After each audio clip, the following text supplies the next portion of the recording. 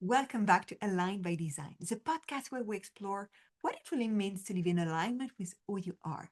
I'm Flavie, and today I have a very special guest who embodies what it means to turn the impossible into possible.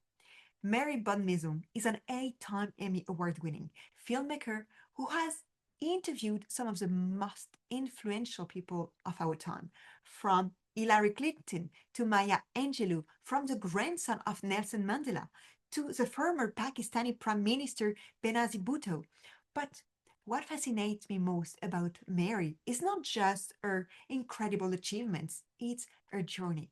She came to the USA with just $100 in her pocket, worked as an hotel maid, and built herself into one of the most respected filmmakers in the industry. Maria spent 9 years on a single documentary project, while people around her doubted whether she would ever finish it. She's navigated the challenges of being a woman in a male dominated industry, working 3 times harder to prove herself worthy of recognition. Today, we're going to dive into what it really takes to persist when everyone tells you to quit, how to maintain belief in your vision when you're in the middle of the storm, and what leadership looks like when you're the one everyone is counting on to keep going. This is a conversation about resilience, about the cost of pursuing excellence, and about what it means to stay true to your vision, even when the path that takes 9 years to unfold. Mary, welcome to Align by Design. So, welcome, Mary. And to start, welcome. Can you share a bit about who you are and some of the, significant moments that have shaped your path, especially for our audience of visionary women entrepreneurs? Thank you. Flavie, I'm going to ask you one flavor. Please say my name in French. I ache every time people pronounce it here. And I just love to hear a nice pronunciation. So I'm glad to welcome, I will do it with a very typical French accent, Marie Merci. Bonnemaison. Ah, Welcome to Align by Design. thank you. That's my name. So, the question was, Can you share a sorry. bit who you are? That way, the Okay. audience know a bit Okay. about you. All right. So, I I was raised in I was raised in Peru in South America, but I'm an American. And so the big joke is that when I introduce myself to my husband's friends, who is an American, I say I married him so that I could get my citizenship. And because of his money, anyhow, I was raised in Peru. My parents, my father was a doctor, my mom became a librarian, and both of my grandparents, one was from Argentina, he was a diplomat, and the other one was from Peru, and he was a diplomat. So my parents really met each other in London when they were sent off at that time to boarding schools. Wow. And that created getting to know my grandparents in themselves, the many languages that they spoke, the stories that they told me just made me international citizens from Mhm. the start.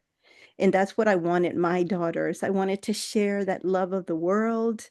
And I think when people get to know other languages, they're more empathetic. The strangeness of being from Peru, I don't bring my llama beside, and you don't say llama, you say llama. Um, or strange being French, what do they do? Yeah. You embrace it because you're accustomed to be curious. Yes. And long story short, I got into film by just by coincidence, by an accident.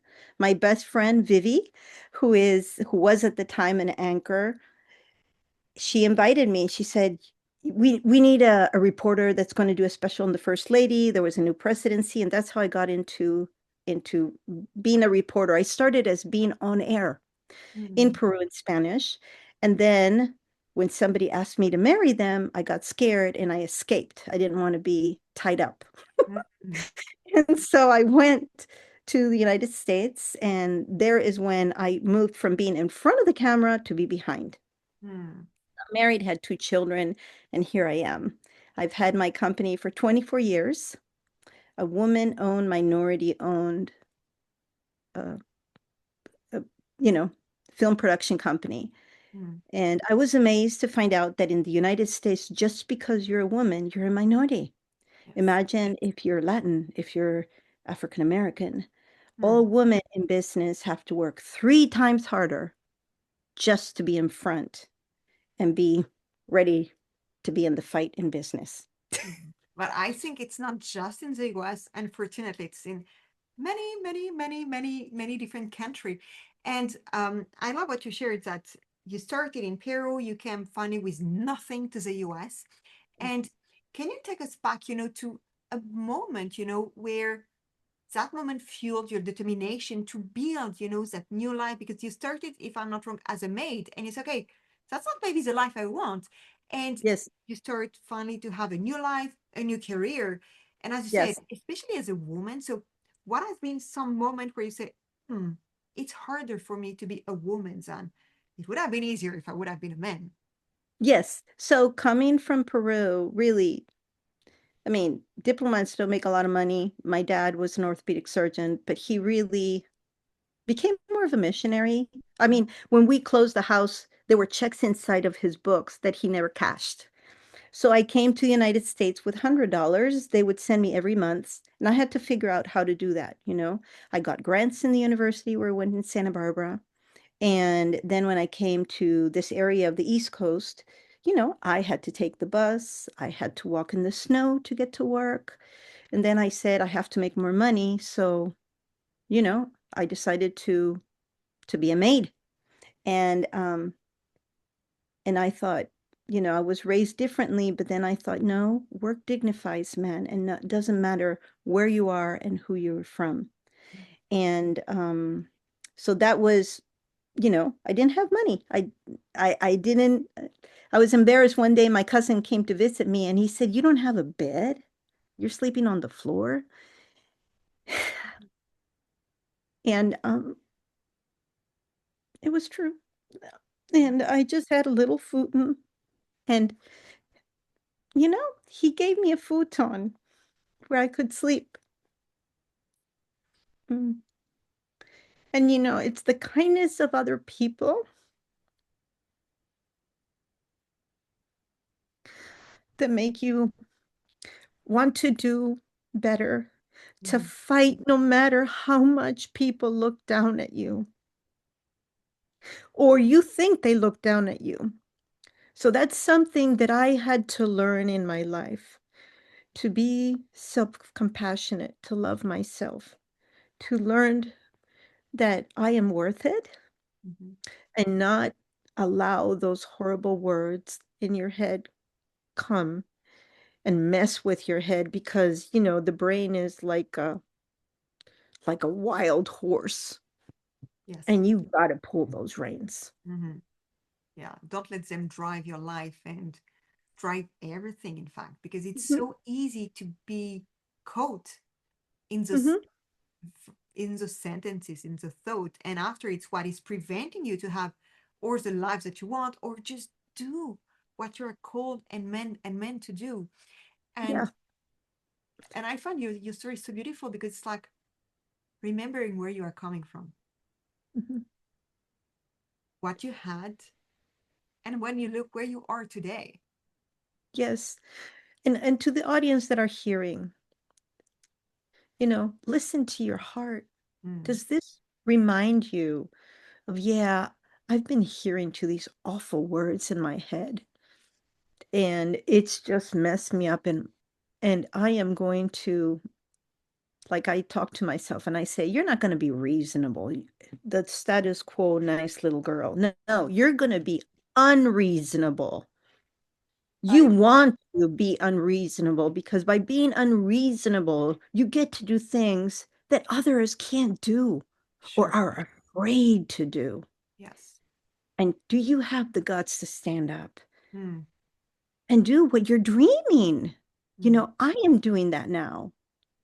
I'm older, but it took me a while, but I'm so happy with my life now. yeah. And I love what you shared that don't stay in the status quo. And it's not a question just of rebellion. Sometimes it's just to say, listen to your heart, listen to what you know you're called to do. And sometimes, being unreasonable, it's unreasonable for whom, for what. And maybe you might sound crazy for friends, parents, society, but as long as it makes sense for you, I think it's be respectful of yourself. Because if you don't do that and you start to stay in your box, it's like you are just limiting yourself. And I found so beautiful to say, okay, I describe myself as an unreasonable person who likes to do and be the unreasonable. Beautiful. And can you share with us, how embracing, this philosophy of being unreasonable allowed you Yes. maybe to go higher and achieve what maybe others considered as impossible? Okay, I'm going to one thing that I have learned was you need to find the opportunities in your life. Are Mm, we all waiting here for somebody to give you this brilliant idea and then everything is going to be perfect? It's like I was reading this book, Ladder to the Light. And one of the examples was this man was waiting in the street and this person came up and said, "Who are you waiting for?" And he said, "I'm waiting for a parade." And he said, "Oh, okay, well, I'll come and stand with you and wait for the parade." And so think about this metaphor. What is the parade that you're waiting for? mm, You know, is this parade of enlightenment?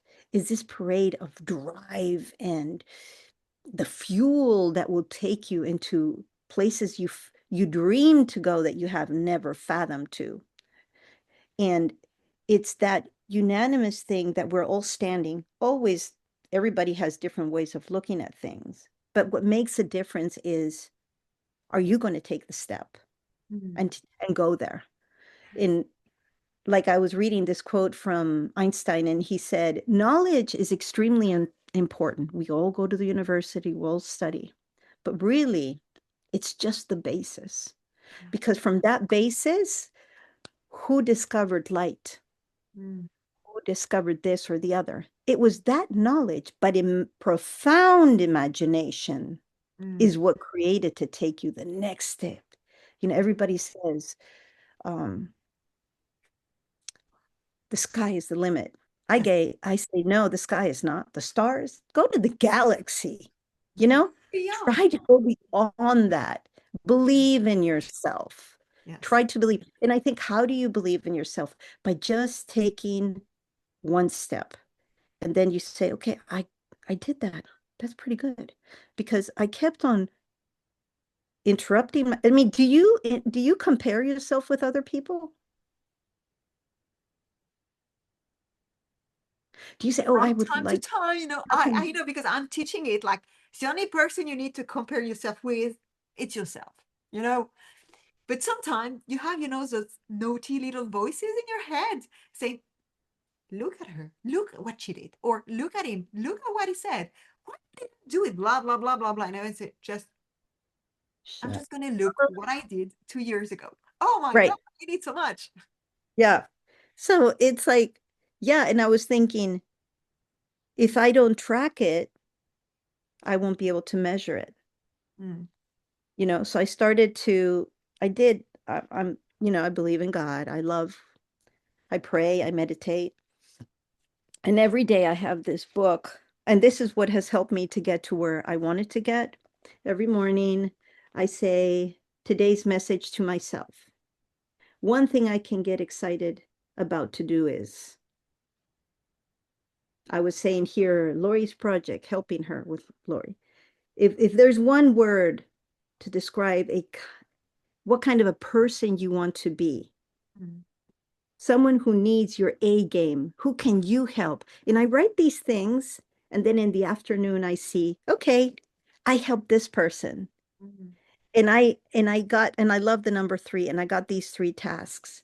Mm, And I did stop to pray and breathe and take care of myself, and this is an amazing book I got, and I mm. learned from it. Did I go off the tangent? Okay. If we just continue, because this is what you do Yeah. now, Yes. like you had Yes. the way I feel it's like we had that young, wild Marie Bonnemaison, and she wanted to be absolutely unreasonable, and it helped her to reach goals. We're going to talk soon about one of them, which has been that you are an 8 Emmy Award winner. So it asks you to be unreasonable. Say, okay, I'm not chasing just one. Okay, I'm going to take the second one and the third and fourth and five and six. You know, Yeah. and today, the way I see you, it's like all that wisdom that you gather through the years, through the experiences to make who you are today, thanks to all your past experience. And so the initial question is being unreasonable, not fitting to the box, not staying on the status quo. What were the exceptional things that it helped you to achieve in a sense? And for the people who are going to watch us, listen to us, maybe I don't think Yeah. readers, it's I'd say, yeah. I mean, aren't there, okay, you're afraid of doing some things, okay? But I said, if you keep on being afraid, you're not going to do anything. mm, Okay. So I um I took this class that in when I was in California, it was called the Urban Studies, and it was called the plunge.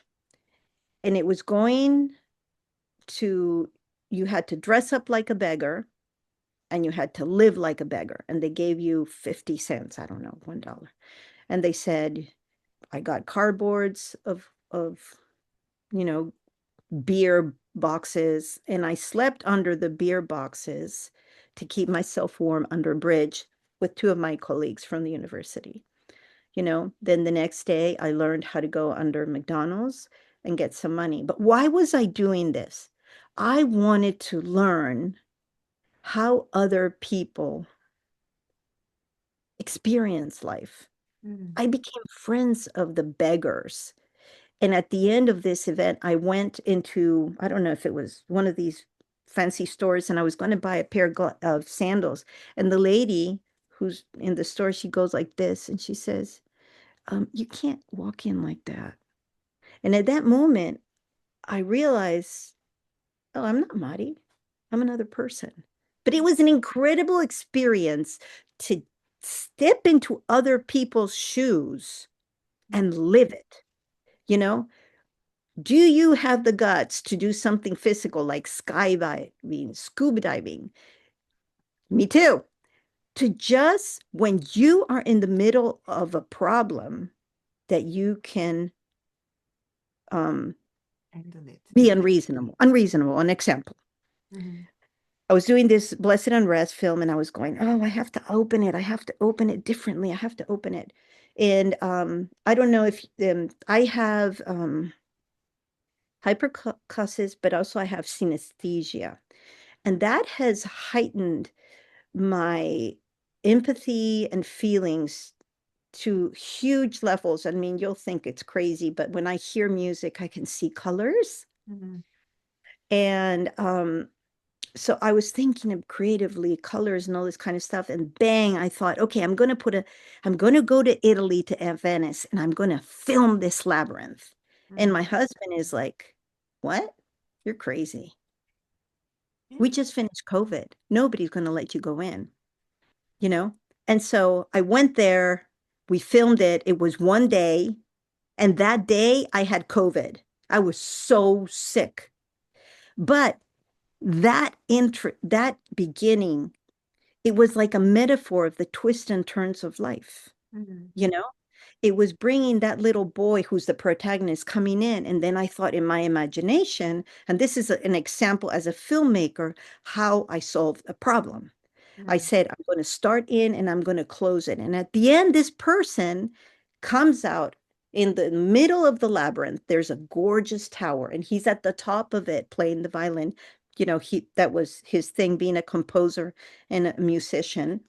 And the music was raw. It wasn't polished. It wasn't fake, that we try to do all the time. It was right exactly what he was. Mm, But what I was thinking to share with you was for centuries, people have walked um, they have walked through these labyrinths, but what there really is seeking enlightenment. mm, It was a sacred path to their soul. yeah. You know, it's also that physical thing. And that's what I was saying. Can you jump in to do something physical? Because that will also go into the other part of you. Yes. It's like they say that by you walking in circles, there's something that shifts in your thinking, Mm, you know? yeah. And so, did I have the courage to go right after COVID? Did I have the courage or the foolishness to do these things? And then I got many awards with it, Mm, you know? Now, I don't get the awards. It's a team effort.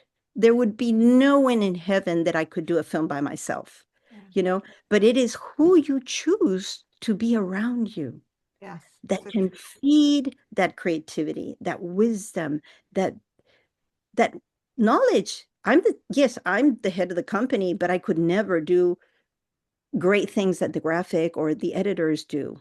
Mm, My daughter's a photographer. She's just brilliant in photography. My husband, it was my mentor. So it's like, do you surround yourself? I think I'm wondering you. What do you do? Do you surround yourself with different people? Who inspires you? Who mm. pushes you? I think that you are raising Ravi. super important question because we can see it that you have people who are going to say that's unreasonable, you need to stick to stay where you are. And I learned through the years that those people, I don't want them around me. And sometimes it means changing circle of friends, changing circle of environment, changing circle of entrepreneurs, peers, and so on. And today it's super duper hyper important for me to be surrounded by big dreamers and people who will also believe in me. Because if they don't believe in me, the day I will have a doubt, it's like, oh shit, what did I do? It's like I want people around me to push me. I was a former athlete, and for me, it's kind of the same. You have the Oh, choice wow. when you're on the line, or you run because I was a runner with people who are slower than you. And what will you do? You will slow down naturally because it's like, oh, I'm going so fast. And that's what happened to me. I was too fast. So I saw my record decreasing because I was okay. I'm too far ahead, so I need to slow down. And I was unconsciously slowing down. But when after I was with people who was stretching me, I was winning more. So for me, the people who are around you are super important because they can drain you or they can push you. And in our life, you were talking about enlightenment, we want to reach the stars, the galaxy, and the moon. So we want to Exactly. gonna push us, not just come back to Earth, please. No, No. this is not what we want. I mean, who enlightens you? Do you remember somebody when you go into a room and it's like you're excited to see this person because you're excited. You love that person.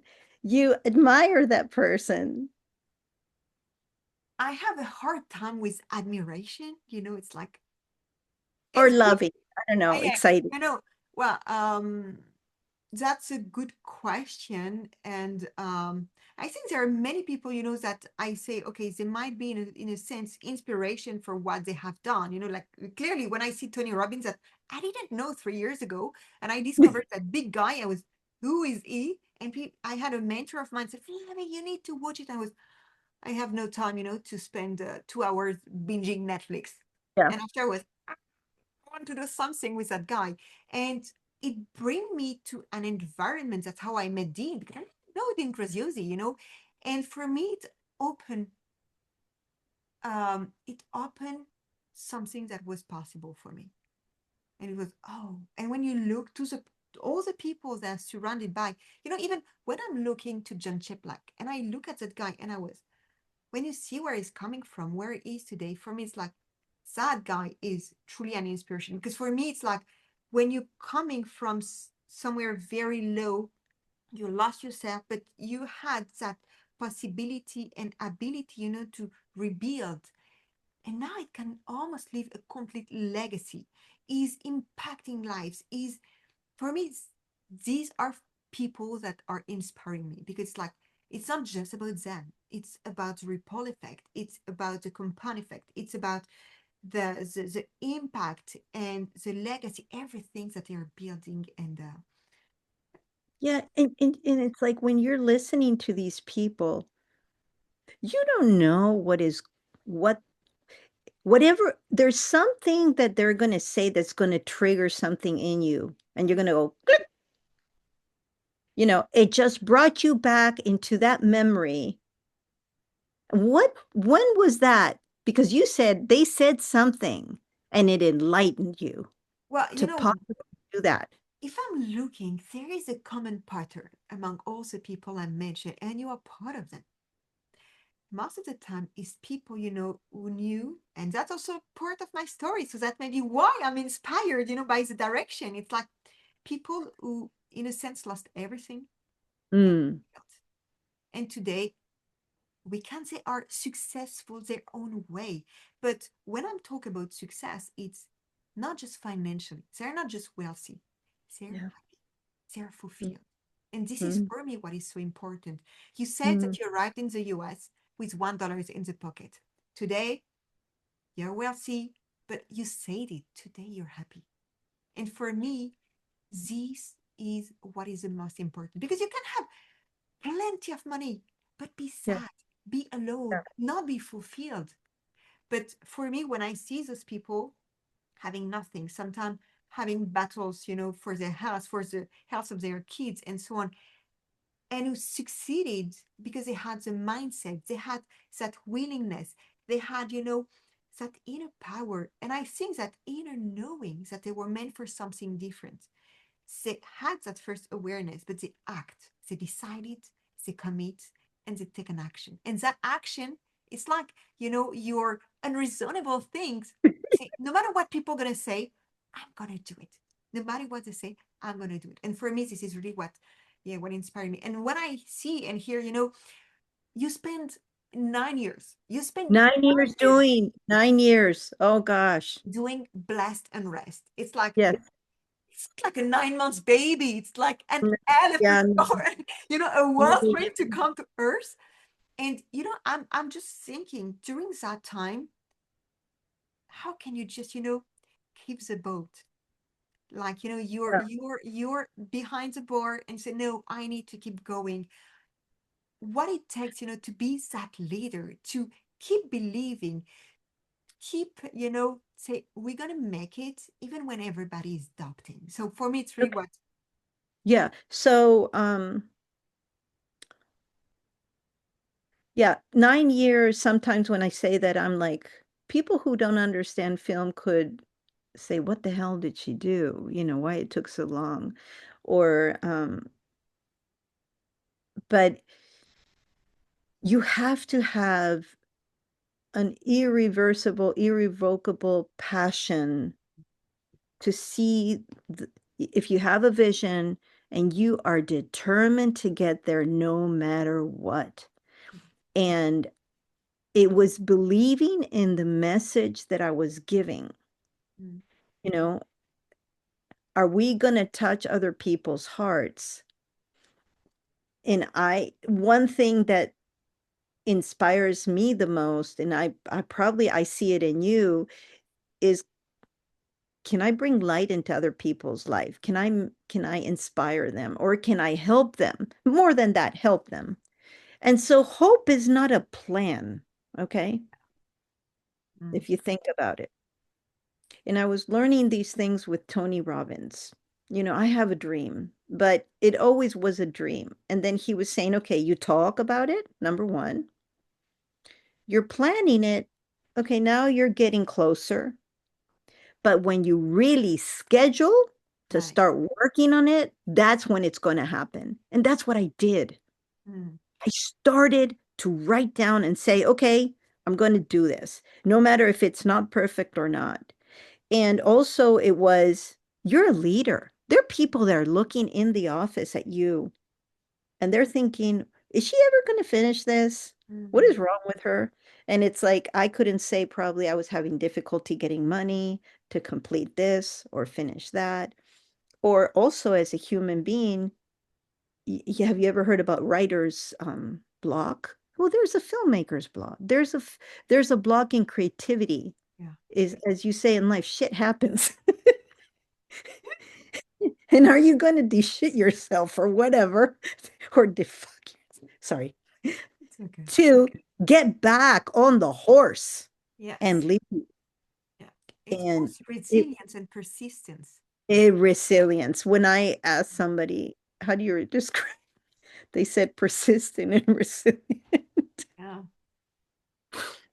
That's it. You know, And but you were telling me, sorry for interrupting you. You were telling me about an athlete, and I think I have two guys who work in my office, and both of them are Boy Scouts, but the higher level, the Eagles. And the discipline mm, and the sense of preparation to be ready yes. is is incredible. And the discipline in an athlete to train over and over and over gets to the perfection, doesn't it? Yes. So true. You know, you are missing one day, 1 week of training, you are losing Mm-mm. much. So Mhm. it's really ask you to persist. And sometimes it reminds me of videos that I saw where you think that you didn't reach your goal. And it was a lady, she arrived last, but she did like 18 seconds. And the coach, instead of saying, oh, Cora, you used the last one, say, congratulations, you did 18 seconds. She wasn't happy because she was the last one. But because of that, she exploded her own record. And the next competition, she won 1 millisecond. It sounds nothing, but I can tell you in athleticism, it means a lot. And you can win Yeah. a world record for that. So sometimes it's in the detail. Like Tony said, it's in the two Yeah. millimeters that gonna make the difference. The day you decide to quit, or the day you say, no, today I'm gonna keep going. No matter what people are thinking, no matter what they are saying, I know this is what I am meant to be, what I am meant to do. I'm gonna pursue. And I'm sure this is the feelings that you had, that inner knowings that sometimes it's like, I don't know how I can explain it because it's in me and no one can get it because it's yours. And what are people waiting for? What are you waiting for? What What am is I doing? stopping you? You know, when are you going to start? Yeah. Can this encourage you? Can you jump out of and say, "Yes, I'm going to do it." Mm. I think it's fear most of the time. And that's what I wanted to ask you after. It's like you had certainly moment of big depth over 9 years. I'm sure that year six, 7 was maybe like in the middle of the storm Yeah. and people maybe told you to quit. So Yes. how did you navigate, that self-doubt, that external pressure? Because on top you shared that there was some financial difficulties and you kept finding your inner knowing and that certainty alive, even in the middle of the hurricane. So what did you do? What was I your, could, your yeah. reflection? Or, One thing that is an example that could help you is, you're a mom and I'm a mom. And there are situations that happen in our lives that are difficult and we just want to give up. mm, But because we have our children, mm, we can't. You can't. you And can. it's that love, that drive, that it's unexplicable, Mm, that is the force that takes you there. yeah. That would be the best explanation for me. Mm, It's that love. One second. sure. One second. Uh, Sorry, they were talking in my house. that's good. No, I like, now it's true that when you don't have kids, sometimes it's like, I don't know, I have no kids, so how can I still persist? Yeah. you Yeah. have no kids and you want to keep going. I have to think about that answer. I'm gonna be honest with you. I haven't thought about it, but Mm. in my position, that's the closest thing that I could say would be relatable to others. Yes. Kids, the love of your family is going to make you things supernatural, extraordinary that you never, ever, Never ever ever thought that thought you're you gonna be were. able to do. Oh my God.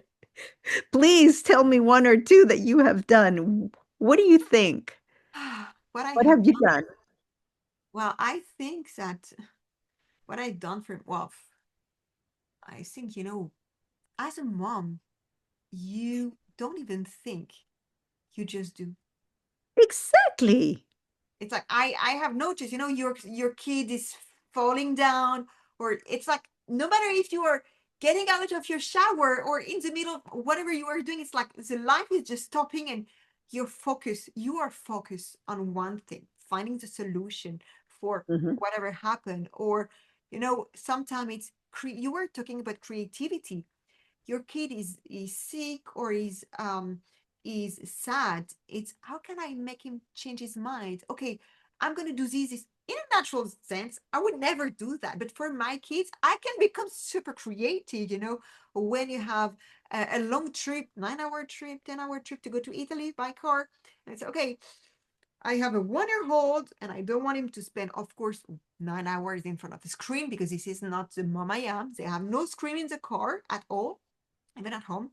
So how can you be creative enough to occupy your kids for 9 hours in a car? There your creativity goes, huh? Oh yeah. As a mom, you find solution to, sometimes it's a fix, it's a small fix, it's a big fix, it's another solution, but it asks you to think a bit differently. So for me, this is what I find beautiful. It's you don't you don't get bored as a parent or a mom or a dad. You become a parent and you learn through experience, through a lot of mistakes, a lot of failure, and also through your own experience. Okay, my dad and mom did that. I don't want to do the same. It's the same in a business. My coach or my ex-boss did that. I don't want to do the same. And that's how you learn, you try, you're not always perfect, but that's also how you get creative. It's okay, I did this last time, no, it was not good, so this time I'm going to try something different. It's like when I was hearing you, okay, you become creative. It's like you're becoming who you truly are. Yes. Things that you were repressing probably without thinking, Mm. but that child push you in a very subtle way, you know, to become what is inside of you. Do Yes. you there we have a savings account right there in the bottom. Okay? Can we pull that savings account Mm. in moments of crisis Yeah. and take that out and Mm. Just open your heart. we think we don't have it, but we do. No, we do. We have much more resources that we think we have. We have much more potential that we think we are. And this is going to be my next question too, because as a parent, as a leader also. So for me, as a parent, we're a leader of our family, for our Oh kids, yeah. but also, you had complete teams around you. And what does it mean to you to remain authentic and in alignment with who you are, with your inner knowing? And how do you do to make sure that what you do truly reflect your true convictions? That's a great question, honestly. Um, okay, so when I started, I studied film journalism, but I did not study business. Mm, So being the owner of a company also was an event that happened that I embraced it due to the circumstances without knowing anything. mm, And I thought, okay, I'm a mom and I do not allow my kids to say, "Oh, mom, my dad said that I could do this," or dad said this. It's like we agree in between Brooks and I to be consistent in the message that we would give our kids. They'll never yank my chain. And so, and if there is a disagreement, between Brooks is my husband. I would go in a private room, discuss, and then we would come up. And this is what I applied in my company. When Mm, I was talking to a client, we had to agree together yes. what the message we were giving to our client. Mm, Okay.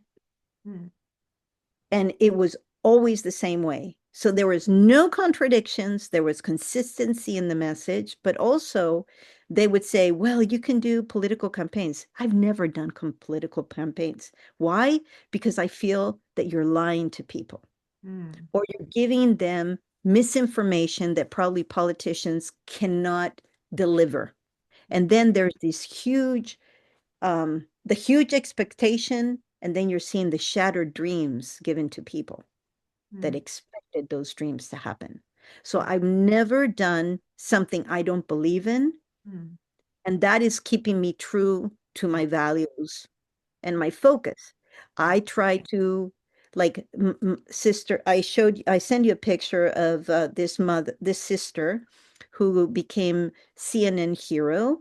She was named the hero. Why? Because she was rescuing girls that the militia had abducted Mm, to be their slaves or they would rape them, you mm, know?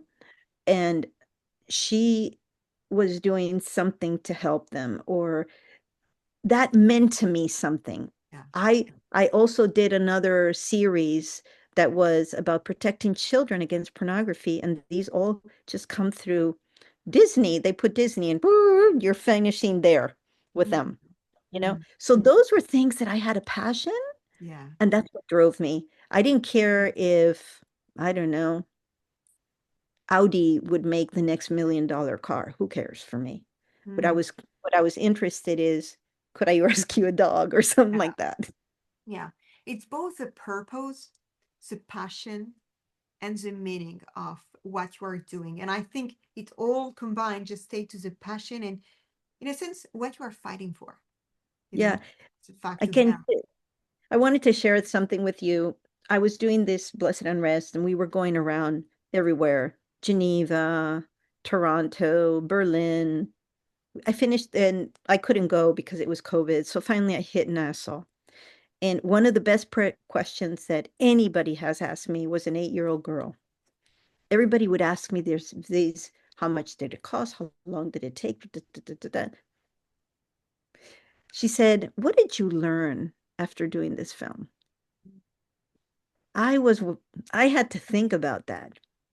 And it's like, what have we learned after doing any project or anything in our lives? You know, can that, could you consider it, if you want to consider it an obstacle, Mm, or you can find it to be a great teaching. And for me, the people who give me the hardest time are the biggest teachers in my life. so true. My brother, I have a problem with my brother, and I'm praying that we can reconcile.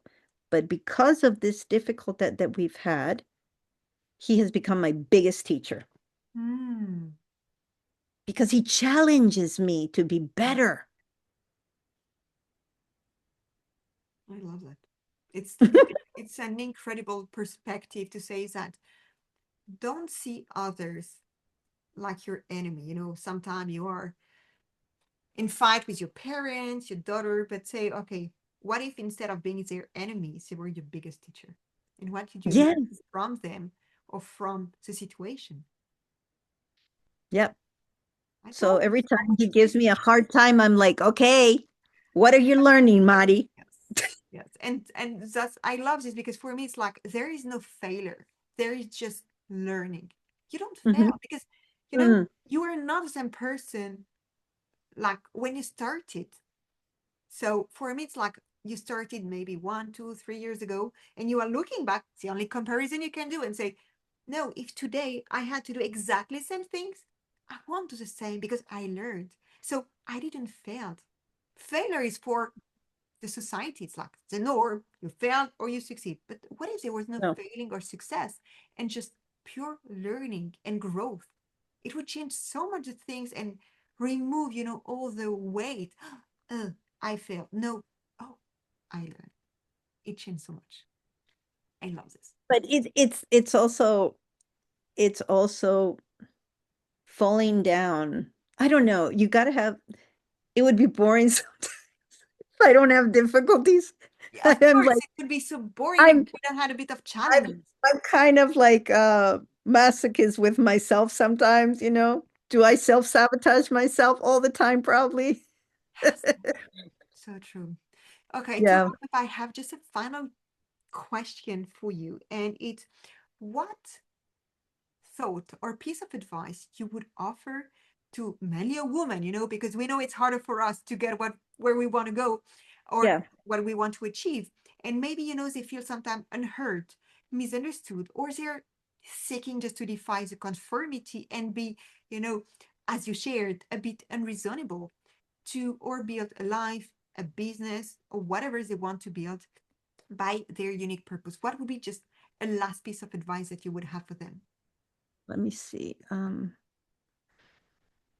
Okay, number one, this is hard, but